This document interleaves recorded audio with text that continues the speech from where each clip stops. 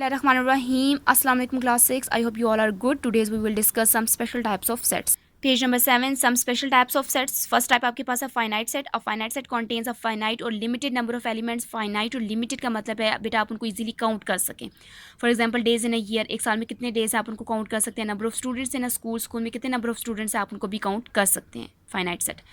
Infinite set. An infinite set is a set which contains an infinite or unlimited number of objects. Infinite और unlimited आप उनको count नहीं कर सकते. Number of stars in the sky, आप stars को count नहीं कर सकते. Grains of sand, रेत के ज़रों को count नहीं कर सकते. Is an infinite set.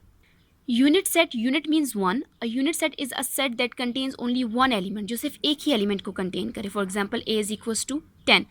इसमें सिर्फ एक number of element है, तो ये आपके पास unit set है. A unit set is also called a singleton set. आप इसको singleton set भी कहते हैं.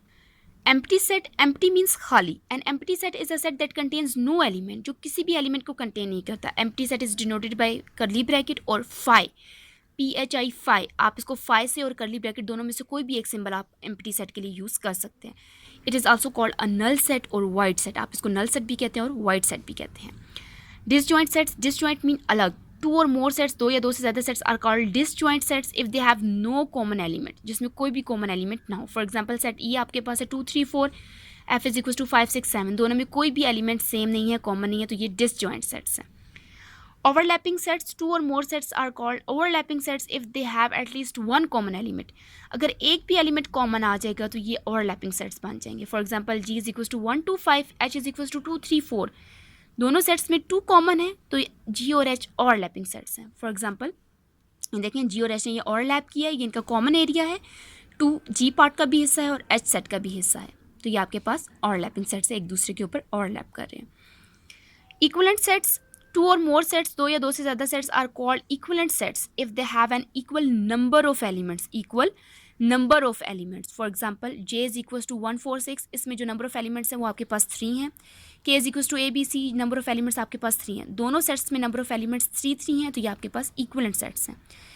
Equal sets. टू और मोर सेट्स, दो या दो से ज़्यादा sets are called equal sets if they contain the same elements. Same elements. For example set L आपके पास है 2 4 6, सेट एम आपके पास है x is a positive multiple of 2. आपने 2 के मल्टीपल्स लिखने हैं, 2 का टेबल, 2 1 2 2 2 4 2 3 6, 2 4 8.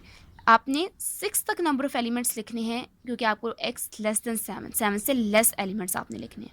देखें 2 2 4 4 6 6 सेम एलिमेंट्स हैं, तो ये l और m इक्वल सेट्स हैं. Universal set. यूनिवर्सल सेट सबसे बड़ा set. A universal set is a set which contains all the sets, जो तमाम सेट्स को अपने अंदर कंटेन करे under consideration. A universal set is a set which contains all the sets under consideration, जिसमें सारे सेट्स आपके पास आ जाए. यूनिवर्सल सेट होता है सबसे बड़ा सेट. ये देखें, ये जो आपको रेक्टेंगल नज़र आ रही है ये बेसिकली यूनिवर्सल सेट को शो कर रही है. और यूनिवर्सल सेट में आपके पास जे सेट भी है और ए सेट भी. ये जे और ए सेट को भी कंटेन कर रहा है और भी बहुत से नंबर ऑफ एलिमेंट्स को कंटेन कर रहा है, तो ये पूरी जो रेक्टेंगल है ये आपके पास यू से यूनिवर्सल सेट है.